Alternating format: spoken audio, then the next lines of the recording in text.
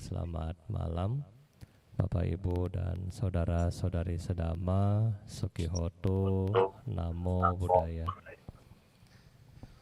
Jadi pada kesempatan hari ini kita melanjutkan mengenai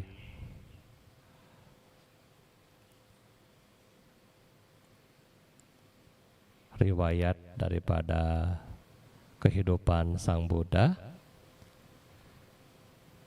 dan hari ini kita masih melanjutkan bahwa kemarin Sang Buddha memberikan pandangan ya kepada kedua suku, yaitu suku Kolia dan suku Sakya.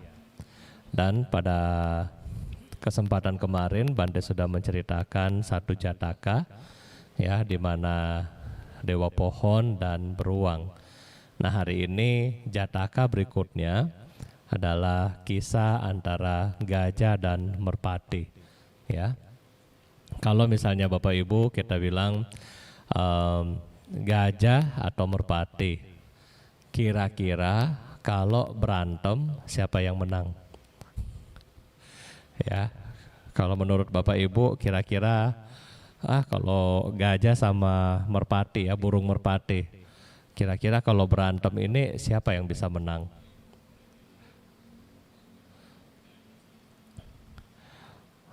Biasanya kita akan berpikir bahwa yang menang itu pasti seekor gajah ya, pasti merpati akan kalah. Nah, tetapi di cerita jataka ini sebaliknya Bapak Ibu ya. Jadi dikisahkan di Benares ada seorang raja bernama Brahmadatta, dan kemudian Brahmadatta memiliki seekor gajah kerajaan ya.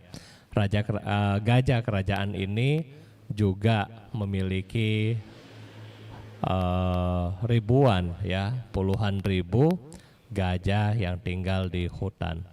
Jadi setiap beberapa saat sang gajah yang memimpin rombongan-rombongan ini ya melewati rute di hutan seperti biasanya.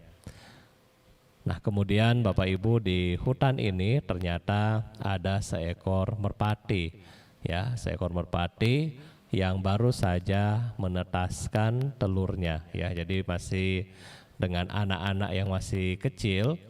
Kemudian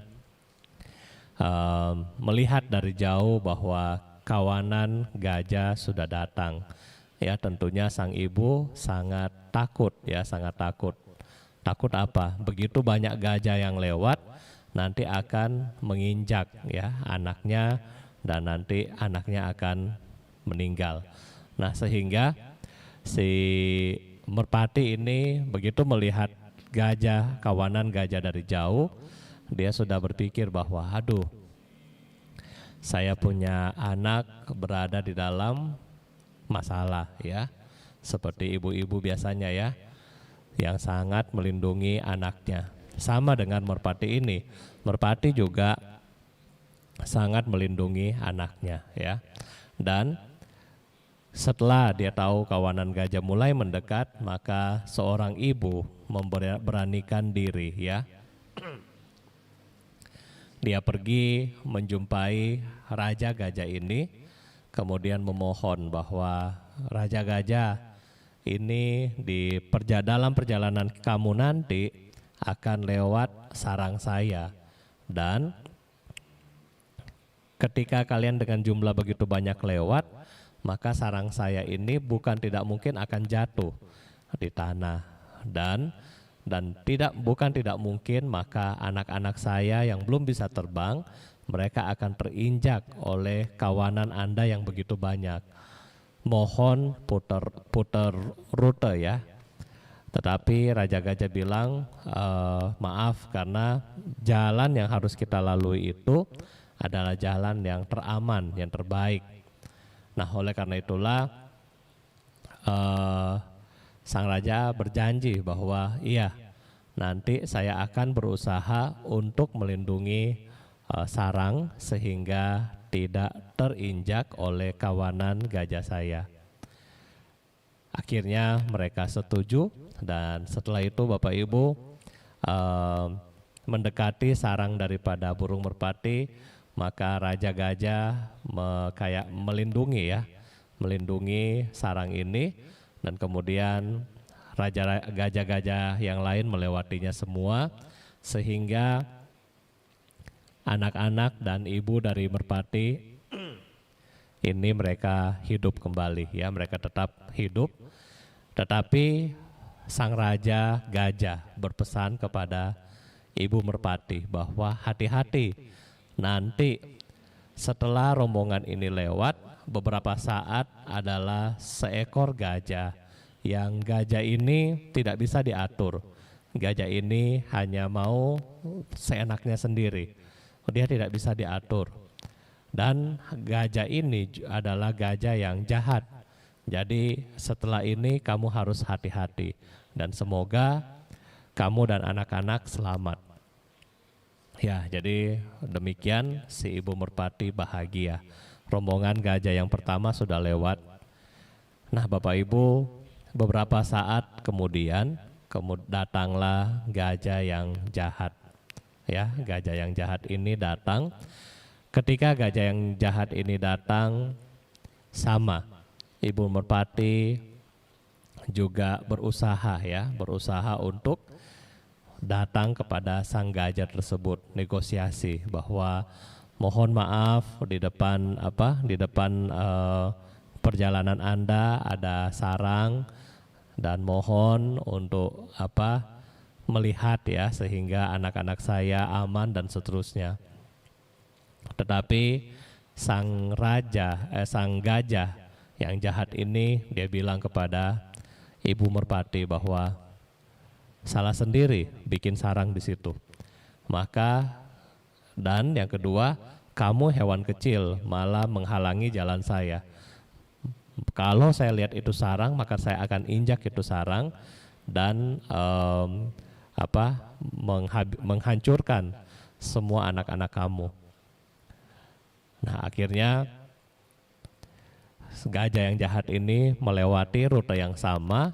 Kemudian ketika dia melihat sarang dari merpati ini dengan anak-anaknya, maka dengan niat yang sudah begitu, ya, seperti congkak, ya, sombong, dia menginjak ini semua dan menghancurkan anak-anak serta sarang dari merpati. Kemudian sang gajah kembali berkata kepada merpati, walaupun ada 100.000 merpati seperti kamu, dengan kaki kiri saya bisa menghancurkannya. Ya, jadi kalau dibilang di teks adalah 1 lak, ya, 1 lak itu 100.000.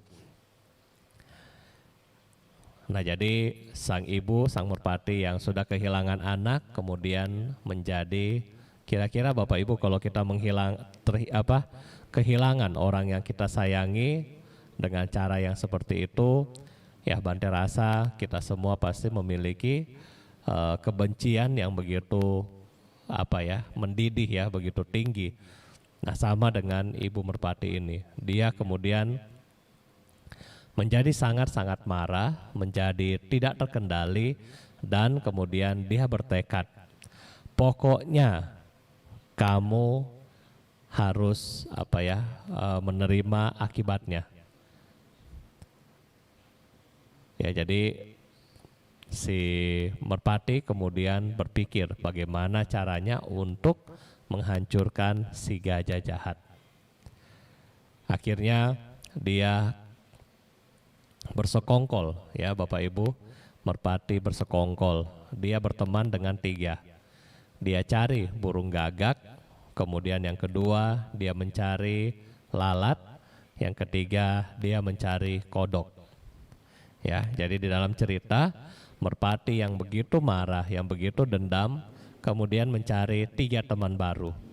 Ya, di dalam pencarian temannya, dia menjadi ibu yang sangat baik, ya, kepada burung gagak. Sehingga burung gagak bilang, kalau kamu perlu apa, jangan sungkan cari saya, nanti saya akan bantu. Demikian juga kepada lalat dan kodok. Dan pada akhirnya Bapak Ibu, mereka memiliki rencana, ya, pembunuhan terencana. Tetapi aktornya adalah Ibu Merpati. Ya. Caranya bagaimana? Ibu Merpati bilang bahwa ya nanti ya burung gagak kalau bisa patuk mata daripada si gajah. Kemudian yang kedua, lalat singgap di dalam mata yang sudah buta itu, kemudian bertelur di dalam matanya, ya, sehingga muncullah ulat dan gajah itu benar-benar buta. Dan kemudian kodok, kamu tolong ketika gajah ini haus, dia sudah nggak bisa melihat, kodok tolong kamu naik di puncak gunung sehingga ketika gajah ini akan mendengar suara kamu, dia akan naik ke sana. Kemudian kamu turun melewati jurang, ya, sehingga sang gajah ini akan jatuh dari jurang. Setelah mereka bersekongkol, kemudian mereka melaksanakan kegiatannya, Bapak Ibu, ya, mereka melaksanakan perencanaannya. Jadi burung gagak datang kemudian mematuk, ya, mata dari sang gajah yang jahat tadi. Setelah mata gajah sudah mulai terluka dan datanglah lalat, ya, lalat yang begitu kecil datang kemudian bertelur di kedua mata daripada si gajah, ya, sehingga muncul banyak ulat, ya, di situ, dan gajah sangat-sangat menderita, ya, karena dia sudah menderita, dia nggak bisa makan lagi, dia nggak bisa jalan lagi, ya, dia sudah sangat kehausan. Tetapi dalam keadaan yang putus asa, gajah ini mendengar ada suara kodok, dan di situ dia pikir bahwa oh, kodok kan tinggalnya di air, jadi pasti ada kodok, pasti ada air. Nah, Bapak Ibu, kemudian dia mendengar dengan saksama suara kodok ini di mana, dan pelan-pelan dia ikuti, ya, dengan kondisi yang sudah sangat lemah, kondisi buta, dia ikut. Sampailah dia di suara yang kodok yang di atas gunung, tapi karena dia nggak bisa melihat, kemudian kodok pelan-pelan turun dari tebing. Dan di sana karena dia sudah buta, dia tidak bisa melihat, dia ikut dengan suara kodok. Dan pada akhirnya gajah tersebut jatuh dari tebing, kemudian ya meninggal di situ. Setelah meninggal, Ibu Merpati datang di atas badan gajah, kemudian merasa sangat-sangat bahagia bahwa dia telah berhasil mengalahkan sang gajah. Nah, ini adalah cerita singkat dari Jataka, Bapak Ibu. Tetapi kita bisa melihat di sini bahwa ya sama di dalam kehidupan kita, ya. Kita kadang-kadang selalu merasa mungkin sombong, mungkin besar. Kadang-kadang kita merasa kita memiliki kekuasaan, kita memiliki kekayaan, kita memiliki semuanya yang baik-baik, dan sehingga kita sombong. Dan kadang-kadang banyak dari kita yang berpikir saya sudah punya semua dan hal-hal kecil tidak mungkin menjatuhkan saya, ya. Nah, kita lihat cerita ini. Sang gajah dengan merpati. Kalau kita pikir bahwa nggak mungkinlah merpati ini menang, tetapi dengan siasat, ya, dengan kerjasama dari merpati, lalat, gagak, dan kodok, mereka bisa menghancurkan sang gajah. Ketika Bapak Ibu rasa kebencian, rasa dendam ini muncul, maka pikiran kita akan berjalan dengan sangat luar biasa dan kadang-kadang mencari berbagai cara untuk menghancurkan, ya, menghancurkan musuh kita. Betul apa benar, ya? Ya, kadang-kadang kita nggak berani, tetapi sudah mikir, pokoknya awas kamu begini, ya, kamu kamu nanti begini ya, nanti kamu mudah-mudahan kamu ini ya. Kadang-kadang disumpahin, dikutuk dan seterusnya. Nah, ini hasil daripada pikiran jahat kita Bapak Ibu. Nah, oleh karena itulah di dalam Jataka ini kemudian Buddha menjelaskan kepada suku Sakya maupun suku Kolya, apakah kalian mau berakhir seperti ini? Ya, penuh dendam dan kemudian saling menghancurkan. Dan kita juga di dalam kehidupan kita sehari-hari, ya, dendam kadang-kadang ya membuat kita jauh, ya. Kadang-kadang kita teman baik membuat kita jauh karena kita punya dendam, karena kita punya mungkin hal-hal yang membuat dia membuat kita sakit hati, dan kadang-kadang kita pengen sekali untuk membalas. Kita berusaha mencari cara, pokoknya bagaimana caranya untuk ya menghancurkan dan seterusnya. Mulai dari macam-macam ya, zaman sekarang kalau seperti ini Bapak Ibu macam-macam ya, banyak sekali dan sangat gampang kita menghancurkan orang dengan cara yang simple sekarang ya.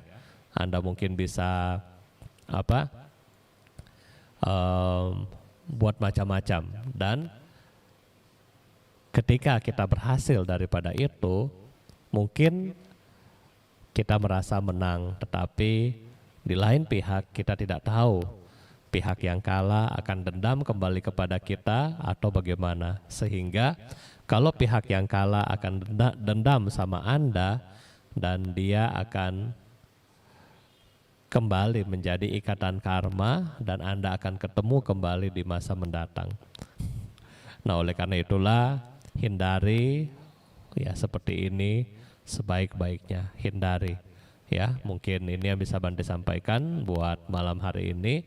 Kalau ada pertanyaan Bante persilahkan. Mungkin silakan Ko Joni, terima kasih. Nah, oleh karena itulah ketika kita selalu di dalam hidup kita penuh dengan hal-hal yang negativity seperti ini ya, penuh kebencian seperti ini, penuh dendam seperti ini, inilah Buddha bilang bahwa ya seperti kita pegang bara api di tangan kita ya. Kadang-kadang kita tahu ini panas, tetapi juga karena kita lagi dendam nggak mau lepas. Ya, sehingga kita menderita sendiri ya. Dan yang kedua, kita akan menderita karena apa? Kita akan menderita setiap kita ingat dia. Ya, kadang-kadang ketika kita ingat, oh si A, aduh, langsung panas ya. Begitu Anda lihat si A di IG atau di Facebook misalnya, lagi ngapain, tambah panas lagi. Ya, maka itu kalau misalnya kita punya hal yang seperti ini, nah benar-benar harus kita eliminasi ya. Jadi Buddha mengajarkan kita cara-cara untuk mengurangi kebencian ini. Salah satunya yaitu kita bermeditasi. Dan kita bermeditasi, kita di sini berusaha untuk memaafkan mereka ya. Kita memaafkan mereka, kita mengingat hal yang baik dari dia. Ini adalah hal yang sudah cukup untuk kita berusaha memaafkan mereka ya. Karena Bante juga sadar bahwa nggak gampang untuk kita memaafkan orang ya, nggak gampang untuk kita ya melupakan kesalahan orang lain. Nah, makanya ini yang harus kita lihat di dalam diri masing-masing. Oke, kalau sudah ada pertanyaan mungkin silahkan. Selamat malam Bante, ada pertanyaan dari YouTube dari Upacarika Mewa. Mohon penjelasan mengenai suara tokek. Biasanya tokek berbunyi 7 kali. Apakah dedikasi melalui suaranya akan membulatkan tekad kita untuk menjadi arahanta? Anumodana, Yang Mulia Bante. Ya, baik. Jadi di dalam kita bermeditasi, nah salah satu objek meditasi yang bisa kita gunakan adalah kan meditasi ini Pak Mewa kita butuh awareness, kesadaran ya. Dan salah satu kesadaran kalau misalnya biasanya memang kita latih nafas, itu kan dari hidung kan, nafas masuk, nafas keluar, nafas masuk, nafas keluar. Nah kalau misalnya ketika kita bilang bahwa telinga misalnya dengan objek tokek yang tadi, apakah boleh Bante? Bisa, nggak masalah. Cuman ruginya begini, kalau nafas kita bisa 24 jam dengan nafas kita. Selama kita bisa bernafas, kita bisa berlatih meditasi. Sedangkan kalau kita hanya mendengar tokek, kalau tokeknya pergi, misalnya tidak di rumah kita, dia pergi ke rumah yang lain, kan nggak mungkin kita mau cari dia, ya. Jadi ruginya di situ. Tetapi apakah boleh ketika kita lagi duduk, kemudian memperhatikan suaranya? Ya, ketika dia ada di rumah kita dan kita perhatikan, boleh. Tetapi Bante rasa ya hewan seperti ini dia nggak lama. Ya selama dia ada makanan di situ dia singgah, tetapi setelah itu dia akan pergi. Karena pengalaman Bante waktu di hutan itu banyak, tetapi nggak lama. Dan yang kedua suaranya juga lain-lain. Ya, kalaupun ada beberapa suaranya akan lain-lain. Nah sehingga objek untuk mendengar suara tokek enggak disarankan ya, karena hanya sesaat. Sedangkan kalau kita pakai nafas atau kita mengembangkan cinta kasih, kita nienfo dan seterusnya, ini objeknya lebih panjang ya. Dan yang kedua, karena objek dari tokek ini singkat ya, tidak panjang, maka kualitas daripada ketenangan batin kita itu akan sangat kurang dibandingkan dengan nafas. Nah ketika pengembangan batin ini kurang, maka lebih susah untuk mencapai tingkat pencerahan seperti arahat. Tetapi kalau kita berlatih sesuai dengan Dhamma, nah ini lebih gampang, lebih mudah. Karena yang tadi, objek-objek yang Buddha ajarkan kepada kita kurang lebih akan berada dengan kita 24 jam. Karena yang diajarkan sebenarnya adalah berasal daripada nama dan rupa kita. Sehingga dengan cara itu 24 jam kita bisa berlatih. Ya, kadang-kadang juga di dalam seperti pandemi seperti ini kita juga bisa melihat nafas. Bukan nafas kita sendiri tapi nafas orang. Ketika misalnya kita lihat orang lagi pakai oksigen begitu kan, dia lagi nafasnya begitu cepat dan seterusnya, itu kita bisa lihat. Tetapi ini kalau yang sudah mahir di dalam anapanasati ya. Jadi ini Pak Mewa, jadi Bante sarankan ya kalau ada tokeknya mau dengar boleh, tetapi kalau besok tokeknya lagi pergi ya kita nggak meditasi jadinya ya. Jadi daripada kita tungguin tokek, ya mendingan kita pakai yang sudah ada ya, metode yang sudah ada. Terima kasih. Terima kasih Bante untuk jawabannya. Pertanyaan berikut dari Ibu Yeni Yen di Facebook. Izin bertanya Bante, bila ada seseorang gantung diri, karma dulunya orang tersebut itu apa ya Bante? Mohon pencerahannya. Ya baik Bu Yeni, kalau misalnya orang gantung diri, dulu saya pernah dengar dari salah satu biku ya, kalau nggak salah Bante Utamo. Itu kalau orang yang gantung diri itu memiliki karma, dia kurang lebih akan 500 kali kehidupan akan seperti itu terus ya. Jadi dia akan misalnya dia akan menjalani ini terus dan menerus ya selama 500 kali. Kenapa begitu? Karena orang yang secara kita lihat psikologinya, orang yang seperti itu adalah orang yang mungkin marah, tetapi dia nggak bisa nggak bisa mengutarakan emosinya. Kadang-kadang juga bisa dia kecewa, dia sakit hati, dia mungkin rasa hidupnya nggak berguna dan seterusnya, sehingga dia memutuskan dengan pandangan dia yang keliru bahwa kalau saya sudah meninggalkan dunia ini maka saya akan urusan-urusan saya, penderitaan saya itu akan selesai.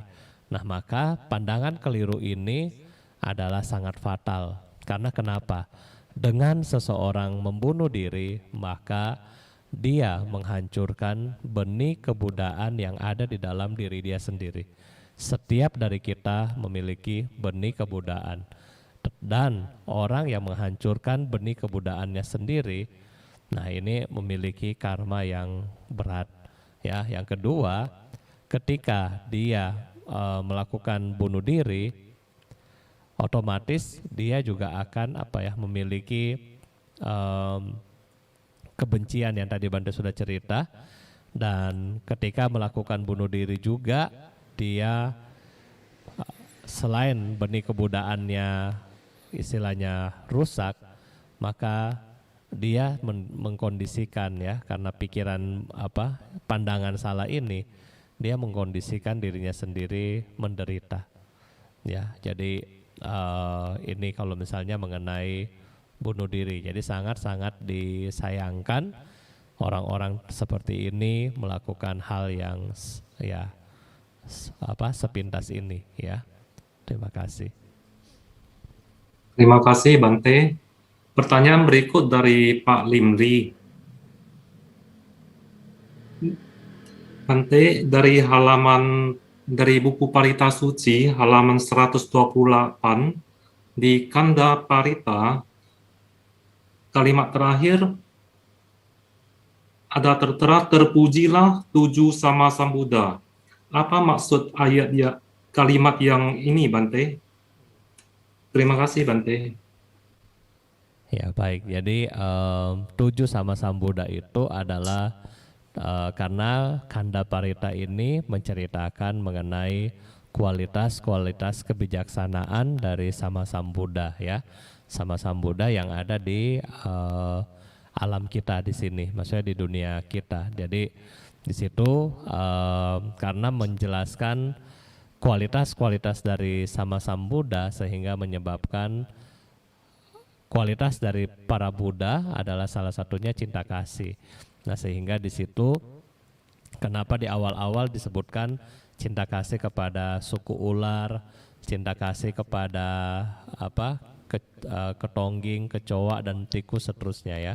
Nah, jadi dianggap bahwa kualitas dari kualitas dari para Buddha, dan kebetulan di dalam dunia kita ini ada 7 sama Sambuddha kurang lebih, ya. Nah, jadi di situ 7 sama Sambuddha yang lampau. Nah, disitulah mereka mengadakan seperti tak terhingga, ya, kebijaksanaan dari para Buddha, Dhamma dan Sangha di situ. Nah, sehingga ini adalah parita ini yang diucapkan, ya. Dan parita ini sering kali kami baca waktu kami di hutan. Ya, jadi waktu di hutan memang banyak ular dan seterusnya. Nah, biasanya Lungpo akan pesan, pokoknya yang ini nggak boleh absen. Ya, harus baca tiap hari, ya, karena ya kadang-kadang banyak ular, kalajengking seterusnya. Jadi kita diwajibkan untuk baca ini tiap hari. Nah, jadi tujuannya adalah pengembangan, ya, karena kualitas dari para Buddha memiliki cinta kasih salah satunya, dan diharapkan cinta kasih dan kebijaksanaan dari Buddha, ya, menyebar buat semua makhluk ini, ya. Terima kasih Pak Lim. Terima kasih Bante. Pertanyaan berikut dari Pak Oi di Facebook. Izin bertanya Suhu atau Bante, balas dendam emang tidak diperbolehkan. Tapi kalau kasih sedikit pelajaran kepada orang yang menyakiti kita, apakah diperbolehkan? Bante, mohon pencerahannya. Terima kasih Bante. Baik. Kalau misalnya balas dendam tidak diperbolehkan, apakah boleh kasih pelajaran? Ya, takutnya ketika kita kasih pelajaran ini akan menjadi pemicu baru, ya, Pak Oi. Jadi takutnya nanti kita misalnya kasih dia pelajaran, misalnya contoh deh yang paling gampang, yang paling sering mungkin yang Bapak Ibu punya dalam dunia biasa-biasa, biasanya ya mungkin contoh orang ngutang, ya. Pokoknya sudah tahu, oh ini tukang tukang ngutang, ya. Ketika suatu saat Anda akan bilang, oh, udahlah, yang kemarin aja belum bayar, ini mau utang lagi yang baru, ya udah nggak kasih barang, biar kasih pelajaran. Nah besoknya takutnya dia nggak belanja di toko Anda lagi, ya. Jadi ketika kita bilang ya, ketika mereka melakukan hal yang tidak baik sama kita, pokoknya satu aja yang kita syukuri, ya. Syukur hari ini karma buruk saya sudah dibayar sama dia. Sudah gitu aja, ya, syukuri aja. Yang kedua, kalau Anda berbesar hati, Anda doakan dia. Semoga kamu berbahagia, bebas dari penderitaan dan seterusnya. Itu dua ini aja, ya. Kalau kita nggak bisa lakukan dua ini, ya salah satu. Yang ketiga boleh juga Pak Oi kita pikirkan hal-hal yang baik daripada dia. Ya misalnya, oh dulu dia kan dulu teman saya, dia kan dulu misalnya pernah traktir saya makan es krim, ya itu. Atau oh dia kan dulu pernah ngajarin saya dan seterusnya. Jadi ketika kita mengingat kebaikan daripada musuh kita, maka niat untuk membalas itu lebih sedikit, ya lebih sedikit. Terima kasih. Terima kasih Bante.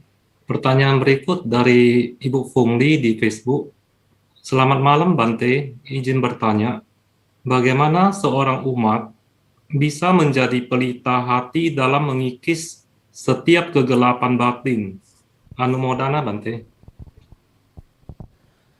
Baik, jadi bagaimana umat menjadi pelita di hati untuk mengikis kegelapan batin. Ya, cara mengikis kegelapan batin Cifungli adalah bagaimana pelan-pelan kita mempraktekkan dan belajar Dhamma. Belajar dulu, kita sudah belajar, pelan-pelan kita praktekkan.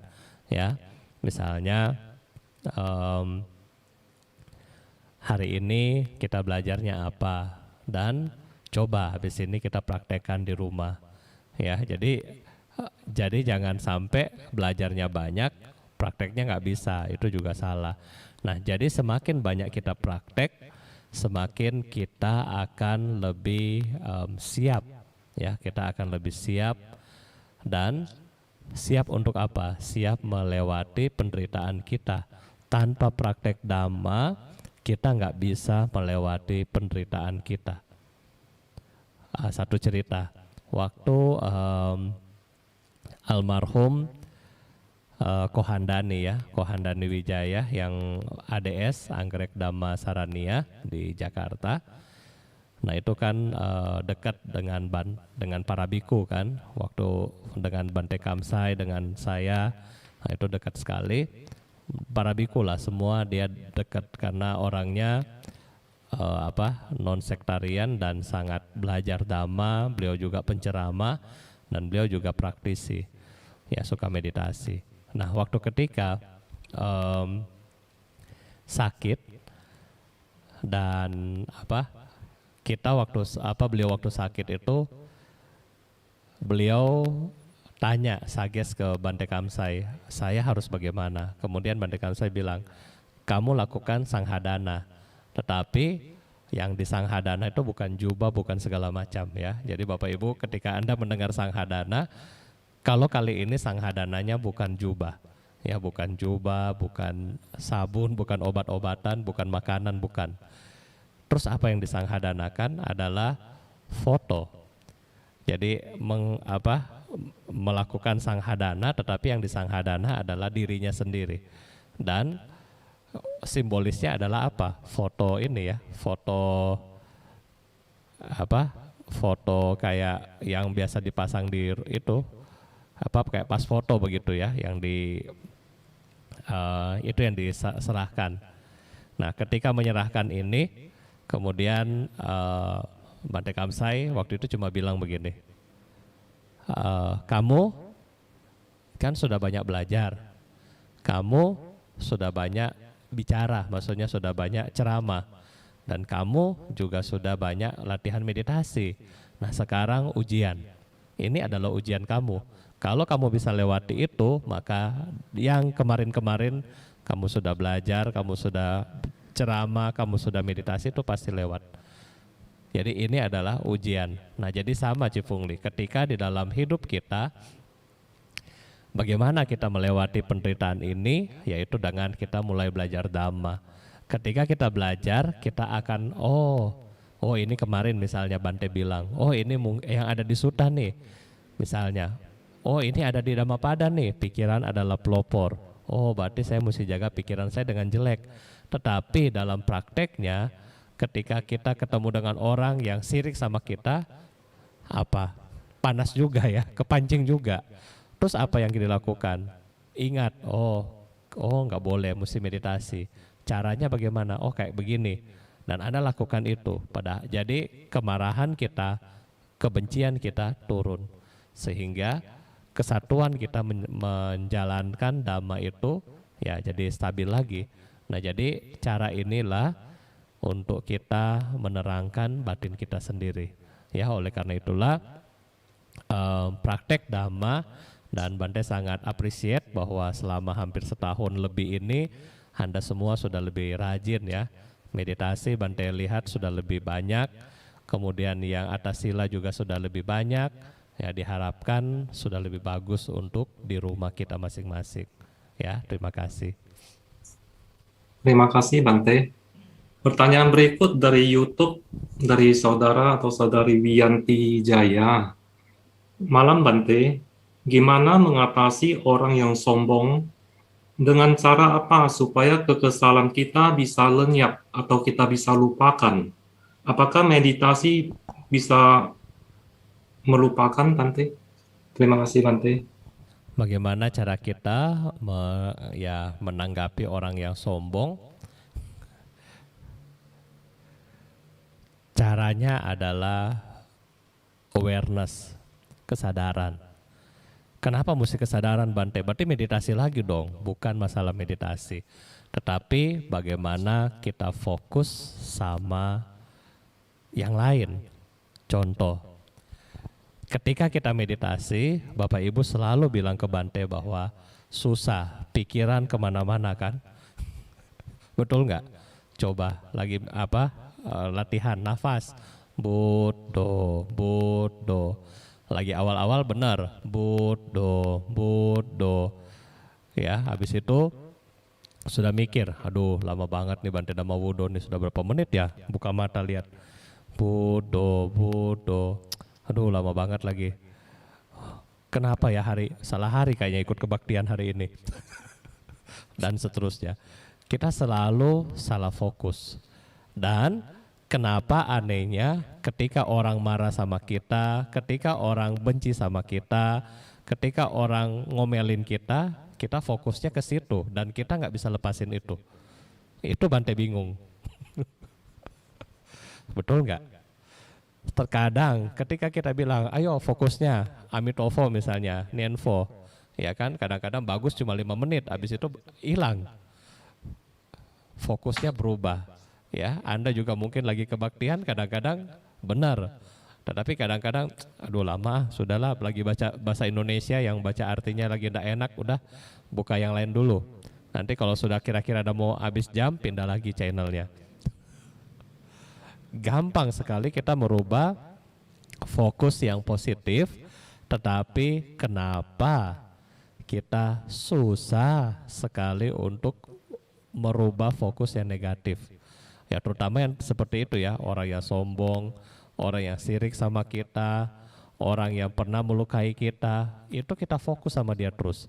Kita ingat dia terus. Coba kalau fokusnya diganti, ingat ke Buddha, ingat ke Amitofo, ingat ke Yosefo, atau ingat ingat Parita. Enggak, ya kan?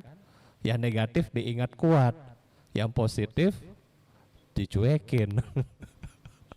Nah jadi cuman kita usahakan adalah mengalihkan fokus kita. Kalau kita fokus ke hal yang lain, Toh bisa kita fokus ke negatif. Kenapa kita nggak fokus ke yang positif? Nah, ini pertanyaannya. Yang kedua, di dalam masyarakat, ketika Bapak Ibu melihat orang yang seperti ini yang ada di mungkin di kantor Anda, di kampus Anda, di rumah Anda, ya, mungkin di wihara Anda, terus kenapa kita fokus kepada kesombongannya? Kita tidak melihat kebajikannya, ya, kita tidak melihat karma baik yang dia lakukan, hal-hal positif yang dia lakukan. Nah itu, coba kita kali ini kita mengubah fokus kita, ya. Tipsnya gampang. Anda ingat ketika Anda meditasi, Anda kabur dari objek sama. Ketika Anda ketemu orang yang menyebalin Anda kabur dari dia. Kabur dari fokus Anda, ya, pikir yang lain.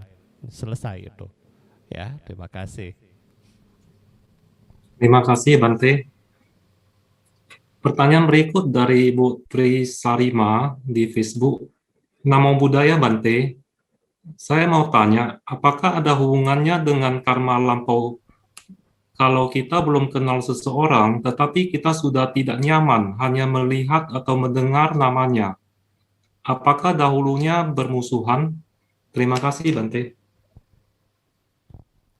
Ya, baik. Jadi ketika kita hanya lihat, kadang-kadang hanya lihat atau dengar nama, ya, atau kadang-kadang mungkin Bapak Ibu misalnya yang ketemu di mall, ketemu mungkin di pasar, kadang-kadang ketemu, ih si ini mukanya sebel banget, ya kan? Itu apa? Apakah itu adalah ikatan karma? Ya.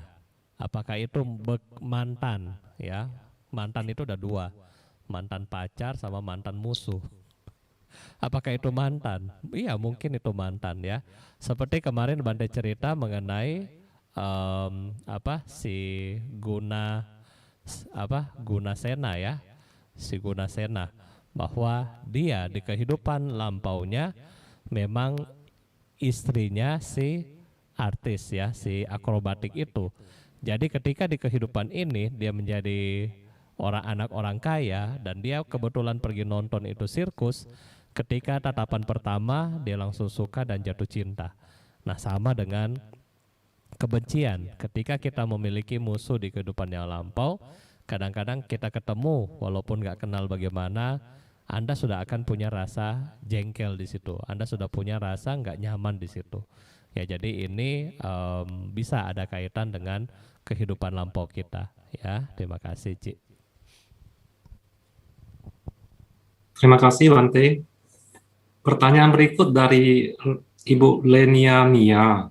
Izin bertanya Bante, bagaimana kita bisa melupakan kesalahan orang pada kita? Semakin kita ingat orang itu, semakin besar rasa benci kita. Mohon pencerahannya Bante. Iya, baik. Jadi yaitu semakin kenapa sih kita benci sama orang, ya? Sekarang Bapak Ibu, misalnya, kenapa harus Anda membenci? Sekarang Bante tanya kepada Bapak Ibu, yang disakiti itu siapa? Misalnya, saya marah sama Ko Joni. Ko Joni nih ya, misalnya dimarahin, bla bla bla bla bla. Ko Joni sakit hati. Yang dimarahin sebenarnya siapa? Ko Joni. Oke. Oh, nama yang Ko Joni dimarahin. Yang modelnya mana? Yang tadi pakai baju putih. Tetapi Bapak Ibu, kalau si Ko Joninya berubah pakai baju yang lain, apakah masih orang yang sama?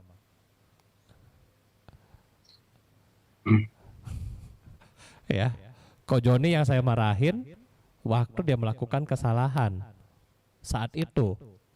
Tetapi apakah saat yang misalnya 2 tahun kemudian, jangankan 2 tahun, besok sudah nggak melakukan kesalahan, apakah masih marah orang yang tidak melakukan yang sudah tidak melakukan kesalahan? Tentu tidak. Ya, tetapi kenapa si Ko Joninya dendam? Kenapa dia masih marah? Karena dia merasa dia tersakiti. Padahal yang dimarah itu hanyalah momen, hanyalah kejadian yang sudah lewat.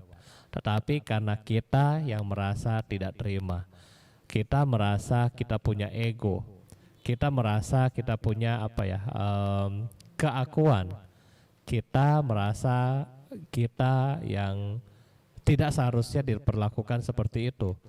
Kita merasa kita yang dimalukan, sehingga ini perasaan inilah yang sebenarnya menjadi kemelekatan kita untuk dasar kita untuk membenci, untuk mendendam, untuk marah dan seterusnya.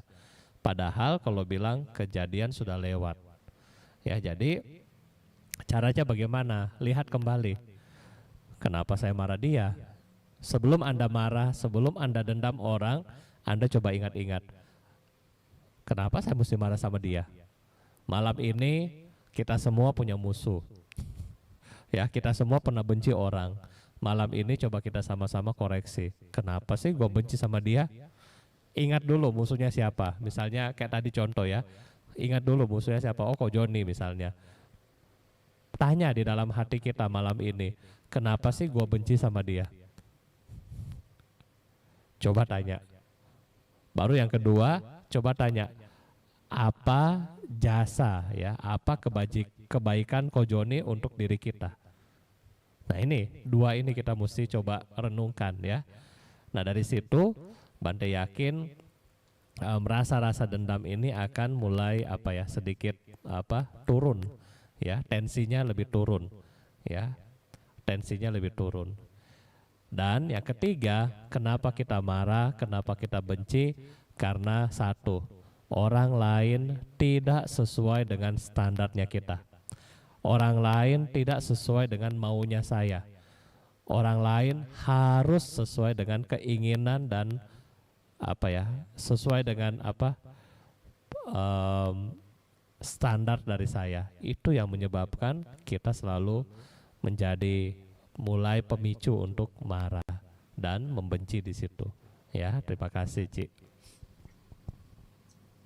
Terima kasih Bante. Pertanyaan berikut dari Ibu Tanti Lina di Facebook. Bante izin tanya, kalau kita meditasi metta, boleh nggak setengah anapanasati? Mohon pencerahannya Bante.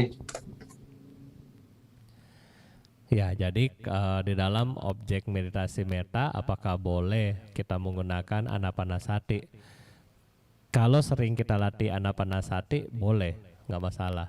Ya, jadi misalnya ketika nafas masuk bisa diganti dengan semoga saya berbahagia, nafasnya masuk.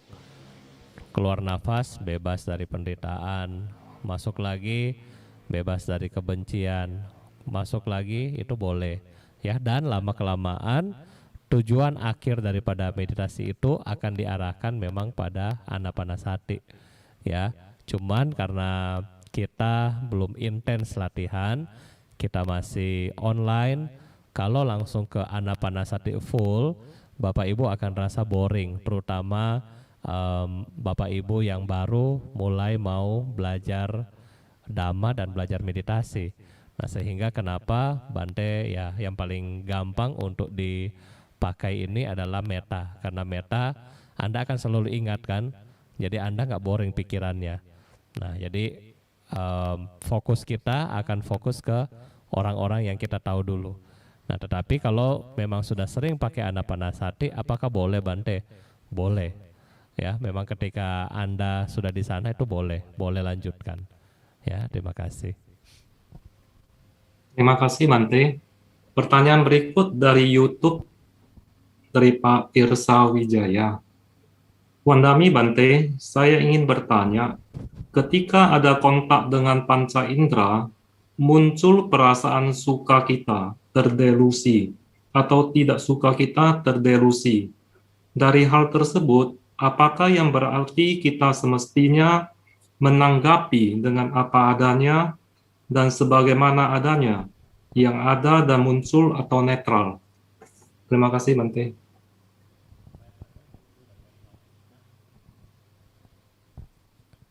Ya, baik. Jadi ketika kita memiliki perasaan suka dan tidak suka ya di dalam Wedana Nupasana, di dalam khotbah Mahasatipatthana Sutta bagian dari Wedana Nupasana, ketika di situ disebutkan bahwa ada 3 yang kita amati ya. Ketika kita dalam panca indria muncul, misalnya kulit kita lagi merasakan sensasi daripada AC, kita merasa suka, oh ini namanya dingin, enak, nyaman, kita merasa di situ suka. Ya, kemudian ketika mati lampu, AC-nya mati, kita mulai merasa tidak nyaman, keringatan, menderita. Nah, jadi ketika kita merespon ini semua, apa yang harus kita lakukan? Kita tidak usah perlu ke netral, tetapi kita cukup mengetahui bahwa tadi saya suka di sini, ruangannya masih sama, cuman perubahan karena angin AC-nya mati, saya jadi marah. Nah, jadi hanya disadari di situ. Yang berubah adalah siapa? AC-nya atau batin kita? Ya, AC-nya memang mati, tetapi kenapa AC yang mati kita yang marah? Betul kan? Apalagi ini di Manado ya. Di Manado ini wihara kalau kayak CPS itu di belakang. Manado ini wihara di depan jalan utama ya, di depan jalan Sudirman. Itu mobil di sini suaranya kenceng banget ya. Kadang-kadang sampai Andres bilang, aduh Bante sudah jam 12 malam masih bunyi itu ya, tidak bisa tidur dia. Nah, sekarang kenapa kita mau itu dari suara ya, kalau kita bilang objeknya dari suara sekarang. Terus kenapa kita mau marah? Ya, bukankah kita dengar suara doa misalnya parita juga itu suara, musik juga itu suara. Kenapa kita harus wedana kita memiliki, oh kalau musik ini saya suka, kalau musik ini nggak suka, atau suara ini saya suka, suara ini nggak suka. Nah di situ, jadi hanya sadari, oh ya udah ini suara, ya ini suara. Kenapa saya suka? Karena mungkin saya melekat sama suara itu. Kenapa tidak suka? Karena saya tidak suka dengan suara itu. Bisa nggak kita bilang suara berhenti? Nggak bisa. Bisa nggak kita bilang musik berhenti? Nggak bisa. Bisa nggak kita bilang telinga ini ditutup pakai cotton bud atau pakai itu biar nggak dengar suara? Pun nggak bisa. Wedana masih tetap ada di situ. Nah oleh karena itulah hanya disadari bahwa oh kok ini saya suka sama ini, kok ini saya tidak suka sama ini. Ini dulu yang kita latih ya, ini dulu. Jadi dari situ baru kita akan sadari perasaan-perasaan kita. Ya, jangan dibawa ke netral, jangan dibawa ke positif, tetapi disadari aja. Ya, terima kasih. Terima kasih Bante. Pertanyaan berikut dari Ibu Ani Kasman di YouTube. Izin bertanya Bante, apakah mempunyai anak yang berbakti dan anak yang tidak berbakti ada hubungan dengan karma kita di kehidupan sebelumnya? Terima kasih Bante. Ya, jadi anak yang berbakti sama anak yang tidak berbakti, apakah ada punya hubungan? Ya pasti ada ya. Kalau misalnya tidak ada hubungan, ya tidak mungkin mereka lahir di keluarga kita. Ya, kalau kita nggak punya hubungan karma yang cukup baik, tidak mungkin kita lahir di karma yang sama dengan keluarga yang saat ini. Nah sehingga ada anak yang berbakti dan ada anak yang tidak berbakti. Ya, sehingga ini semua terjadi. Namun Bapak Ibu, kalau kita bisa tahu belajar karma, kita bisa hindari. Ya, kita bisa hindari. Karena kenapa? Karma itu kan aktif. Ya, memang karma lampau dia datang ke tempat kita negatif. Ya, satu datang di karma lampau kita dengan dia adalah positif. Tetapi Buddhis secara karma, dalam ajaran karma itu aktif. Karma itu bukan kita bilang ya sudah karma saya lah, terima aja, terus Anda tidak melakukan apapun. Ya, kalau kita seperti itu, ya kita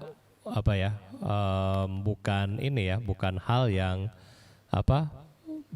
salah di dalam memahami karma. Kalau kita tahu bahwa semua yang ada dengan kita ini pernah menjadi sahabat, pernah menjadi orang tua, pernah menjadi musuh, ya, pernah menjadi pernah menjadi orang yang biasa-biasa, maka ketika kita ketemu dengan semua orang, bagaimana nantinya kita akan ketemu dengan orang yang baik-baik. Makanya setiap kali kita ketemu dengan orang, kita usahakan ajak mereka untuk berbuat baik. Itu akan mengkondisikan Anda di masa mendatang ketemu dengan orang-orang yang baik. Karena kenapa? Anda suka ngajak. Sama ketika anak Anda dari kecil, mereka kan kita bilang belum memiliki program dasarnya kurang.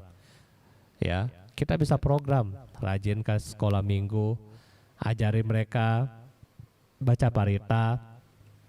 Kalau misalnya baca parita dengan Bante, misalnya dengan kita kebaktian malam terlalu panjang, Bapak Ibu bisa cari waktu yang lebih singkat, baca parita minimal Namo Tassa, Tisarana, dan Saca Kiryagata. 3. Cukup malam, pagi, ajari mereka baca parita, ajari mereka berdana. Bante kasih ajar Anda juga kan bikin celengan. Dari situ mereka yang negatif karma dengan Anda, pelan-pelan mereka punya satu jalinan karma yang baik, yaitu apa? Anda mengajarkan mereka karma-karma positif untuk berbuat baik, sehingga pelan-pelan hubungan dengan dia itu akan lebih baik, ya. Pelan-pelan akan menjadi lebih baik. Walaupun tetap memiliki background adalah hutang karma dengan Bapak Ibu, tetapi karena dia sudah memahami Dhamma, harusnya mungkin dia ngomelin Anda, ya mungkin dia pukul Anda, tetapi karena dia sudah memahami karma, dia tahu kalau saya pukul orang tua saya masuk neraka, saya bisa punya karma buruk yang besar, sehingga ada pengendalian diri di situ. Nah, jadi dari situ Bapak Ibu ya. Terima kasih. Terima kasih Bante. Di Facebook masih ada 3 pertanyaan. Salah satu dari Ibu Merti. Selamat malam Bante. Saya mau bertanya, kalau kita kadang-kadang timbul pikiran buruk tentang seseorang, bagaimana cara mengatasinya agar kita tidak menanam karma buruk yang baru? Tapi kalau seandainya kita cepat menyadarinya dan mengalihkan pikiran buruk itu, berarti kita menanam karma buruk yang baru atau tidak? Terima kasih Bante. Ya, baik. Jadi ketika kita memiliki pikiran yang tidak baik kepada seseorang, seperti yang kemarin ya kita bahas mengenai dewa pohon sama beruang. Ya, karena si beruang itu kemarin kalau Bapak Ibu pernah ikut kan, si beruang itu hanya mengira, ya, hanya perasaan mengira, ya, tidak ada bukti. Tetapi dia merasa, ini dewa pohon punya kerjaan, siksa saya, jatuhin itu dahan kena saya terluka. Nah, dari situ muncul niat buruk. Ya, ketika dia muncul niat buruk, kemudian kalau kita sudah cut bahwa itu mah pikiran jahat saya doang yang muncul. Apakah benih pikiran buruk itu muncul? Ada, tetapi tidak berkembang banyak. Ya, dibanding dengan benih pikiran buruk muncul, misalnya saya mau pecahin itu ban. Ya. Pikiran yang kedua muncul apa? Pakai paku atau pakai misalnya pakai paku atau misalnya mau pakai gunting contoh, atau pakai pisau ditusuk. Kemudian pikiran berikutnya apa? Mulai cari, aduh kalau paku susah, cari gunting susah, pisau lebih gampang dapatnya. Dan kemudian Anda lakukan, maka ini komplit ya. Jadi karma buruknya besar dan panjang. Tetapi kalau cuman pas saya mau pecahin itu ban mobil karena dia jahat sama saya, pas di situ Bapak Ibu sadar, ngapain sih, gak ada kerjaan loh, stop, ya selesai. Muncul karma buruk satu, tetapi tidak jadi berkembang panjang seperti yang tadi, ya. Jadi nggak apa-apa Bu ya. Jadi ketika Anda itu, ya udah, pokoknya pikiran buruk itu kalau muncul alihin aja, ya. Kita bisa sangat gampang mengalihkan pikiran kita dengan objek meditasi. Ya, ketika Anda disuruh meditasi, Bante ulang ini. Ketika Anda disuruh meditasi, ayo Budo. Ya, ayo lihat nafas. Kadang-kadang iya Bante, nafas masuk, nafas keluar. Baru 1 menit, aduh sudah pegel Bante. Aduh, nafas apalah ini? Nggak kecium nih. Ya, sangat gampang kita teralihkan. Kenapa? Kita yang hal-hal yang tadi kita nggak gampang buat putar balik ya ke arah positif. Terima kasih. Terima kasih, Bante. Pertanyaan berikut dari Ibu Shirley O di Facebook. Selamat malam, Bante.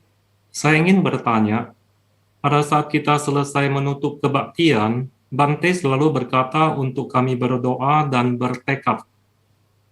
Dalam berdoa itu, saya selalu memohon kesembuhan untuk kaki saya yang sedang sakit, agar saya bisa berjalan dengan normal kembali. Apakah perbuatan saya itu salah, Bante? Saya mohon pencerahannya. Terima kasih, Bante. Ya, baik. Jadi Bapak Ibu memang setelah kita kebaktian ya biasanya kalau kami di wihara, para guru-guru kita selalu ajarkan kita bertekad ya. Jadi ya bertekad bebas, Bapak Ibu mau tekad apapun boleh, tetapi usahakan yang ya tidak menambah kita punya kebencian, tidak menambah kita punya keserakahan, dan tidak menambah kita punya kebodohan. Misalnya, semoga habis baca parita tadi, hari ini omset toko saya naik. Nah itu berarti menambah keserakahan. Tapi apakah boleh Bante?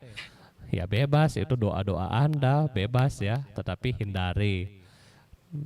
Nah atau semoga dengan karma baik ini, misalnya semoga dia, contoh kemarin baru Euro kan, semoga dengan karma baik ini, semoga saya lagi dukung misalnya Itali dan Itali itu menang. Nah itu jadi doa-doa yang seperti ini apakah boleh? Ya boleh, tetapi ya kalau bisa kita yang sudah belajar Dhamma ya jangan seperti sana lah ya.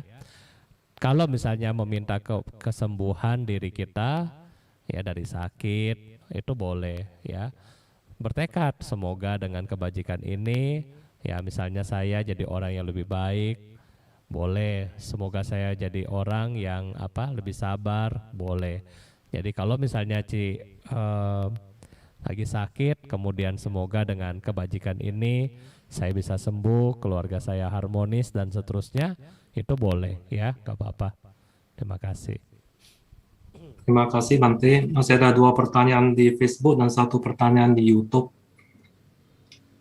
Dari Ibu Fungli di Facebook, izin bertanya, Bante, apakah adanya saling membenci, lalu ada timbul dendam? Apakah ini adanya hukum tabur tuaikah? Bagaimana bisa berakhirnya, Bante? Mohon pencerahannya, Bante. Ya baik Bu Fungli, ketika ada mulai rasa benci, dendam, ya itu tentunya ya namanya kalau kita bilangnya hukum karma ya, cause and effect, sebab dan akibat. Nah ketika ada sebab dan akibat seperti ini, terus bagaimana cara kita menghentikannya? Cara kita menghentikannya, Bante selalu ulang bahwa kita yang sudah belajar Dhamma yang sabar, yang sudah belajar Dhamma yang harus lebih dewasa, yang sudah belajar Dhamma yang harus malu untuk melakukan hal yang jahat, yang sudah belajar Dhamma yang harus takut untuk menerima akibat-akibat dari perbuatan yang jahat. Jadi siapa yang belajar Dhamma itu tergantung ya, apakah pihak Anda pribadi atau pihak musuh Anda ya, tergantung siapa yang akan stop duluan, maka karma juga akan berhenti. Tetapi selama kita nggak stop, kita melanjutkan, maka karma akan berlanjut terus menerus ya. Itu Bapak Ibu, ketika kita cuekin, kita nggak cuekin tetapi kita accept ya, kita lebih ke menerima. Tetapi menerima di sini menerima dengan lepas, bukan menerima kemudian kita jadi minder. Ketika kita menerima, dia benci saya, ya sudahlah, mungkin ini juga karma saya, ya sudah saya maafin dia, maka karma akan berhenti. Tetapi kalau misalnya Anda terima terus Anda jadi minder, aduh, jadi eh, misalnya dibilang nyala nggak, tes nyala, hijaunya nggak nyala, hah? Oh ya itu yang Bisa berarti Bante, bisa ya, kedengaran oke, ada. sorry karena speaker yang di sini nggak nyala, Bante kira habis baterai. Jadi ketika kita yang sudah belajar ketika orang bilang contoh kamu bodoh, terus kita percaya, aduh memang saya bodoh ya, dan kita nggak ngapa-ngapain, nah itu kita yang salah. Tetapi dibilang kita bodoh, kita terima, oh terima kasih, saya diingatkan bahwa saya bodoh dan saya berusaha menjadi lebih baik. Nah itu kita berarti membuat hal yang lebih baru lagi ya. Yang penting lakukan hal yang positif aja. Terima kasih. Terima kasih Bante. Pertanyaan berikut dari YouTube dari Ibu Dewi Mei. Selamat malam Bante. Izin bertanya, mengapa ada hubungan dengan sesama jenis? Apakah karena karma di masa lalu? Terima kasih Bante. Apakah ada hubungan sesama jenis? Apakah ada di karma lalu? Iya Bapak Ibu ya, memang zaman sekarang ke arah lebih ke sana. Apakah itu ada karma? Mungkin itu ada ya. Apakah mereka saling suka dari dulu atau seterusnya? Ya itu ada. Tetapi kita harus ingat bahwa karma lampau ini adalah karma yang hanya bersifat memberikan koneksi, memberikan suatu koneksi ya. Tetapi saat inilah yang akan menyebabkan ini berkembang lebih banyak atau di stop. Ya, jadi kita misalnya contoh begini. Contoh karma lampau dengan yang mungkin yang gampang adalah kolesterol deh ya, Bante kolesterol contoh. Kenapa kolesterol? Karena lampau suka makan apa? Suka makan misalnya gorengan, ya kan? Karena lampau suka makan gorengan, akhirnya minyak terakumulasi di dalam darah dan ada kolesterol. Tetapi ketika kita bilang bahwa saya nggak mau kolesterol lagi, kolesterol itu nggak enak, nanti bahaya, saya takut, nanti jantung saya kesumbat, kemudian stroke dan seterusnya. Jadi apa yang akibatnya? Oh, minum obat. Kemudian kita usahakan kurangi itu minyak. Jadi setelah saat ini kita berusaha mengurangi minyak, susah nggak? Susah, ya kan? Karena apa? Sudah doyan bagaimana? Untuk kurangin susah. Tetapi mau sembuh nggak? Mau. Akhirnya kita usahakan. Misalnya makan gorengan dari 3 jadi 1. Ya, pelan-pelan sampai setengah. Terus minum obat. Nah, sehingga ketika kita mengambil keputusan momen ini, kita mau stop, kita mau minum obat. Nah, momen selanjutnya mungkin kolesterol masih ada, tetapi daya untuk membuat kita sakit, untuk membuat kita sampai parah itu sedikit, ya. Nah, sama dengan karma lampau kita. Karma lampau kita sudah lewat, kita sudah makan begitu banyak gorengan, nggak bisa lagi. Bagaimana? Tetapi kita tahu kita punya tanggung jawab adalah momen saat ini. Kita cut loss itu, kita stop itu, kita berusaha mengurangi itu. Dan biar kita sadari bahwa di masa depan kita, ya mudah-mudahan ada karmanya tetap ada, tetapi mungkin sakitnya lebih ringan sedikit daripada kita nggak berbuat apapun di dalam momen saat ini. Ya, terima kasih. Terima kasih Bante. Pertanyaan terakhir dari Bapak Frankie Liang di Facebook. Malam Bante, apakah dalam meditasi ada gangguan dari hal-hal yang mistik atau roh halus? Itu wajar ya Bante? Apakah ketika kita diganggu oleh makhluk halus, artinya kita sudah mencapai tingkatan tertentu dalam meditasi?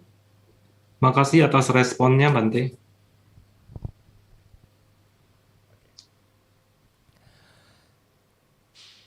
Ketika kita masih diganggu saat bermeditasi, berarti kita belum punya ketenangan apapun. Kenapa? Karena kita masih tahu, masih diganggu. Tetapi kalau sudah punya ketenangan, misalnya Anda mencapai jana dan segala jana dan seterusnya. Kalau orang sudah mencapai jana, walaupun di sebelah ada petasan bunyi, ya meledak petasan, kita nggak bakalan kaget. Tetapi selama kita masih bunyi pintu ketutup, kita kaget. Mungkin seperti ini kalau di ini parkit kan, ketika ini AC-nya kurang mati, parkit ini bisa ini sendiri karena kan dia memuai panas kembali kan. Kadang-kadang bunyi dan Anda takut. Itu belum punya ketenangan sama sekali. Jadi ketika kita diganggu sama makhluk halus, kadang-kadang hanya prasangka. Kadang mungkin kita suka nonton hanya prasangka. Kedua, kalaupun betul, ya karena mereka butuh jasa kebajikan dari Bapak Ibu, sehingga karena yang dicari, yang memiliki kebajikan besar adalah Anda, maka kita bersyukur. Ya, leluhur kita atau makhluk itu datang cari Anda, itu bersyukur bahwa kita masih dihargai oleh makhluk lain. Ya, kita berarti punya karma baik untuk membantu dia. Jadi ketika Anda tahu hantu, jangan takut, ya. Justru bersyukur. Aduh, ada hantu datang ya. Berarti saya punya karma baik untuk membantu makhluk ini. Nah, jadi dari pikiran-pikiran ini muncullah cinta kasih. Muncullah cinta kasih memperkuat meditasi Anda, ketenangan Anda. Nah, dari situlah baru Bapak Ibu ya bisa mencapai tingkat-tingkat yang lebih baik lagi. Ya, terima kasih.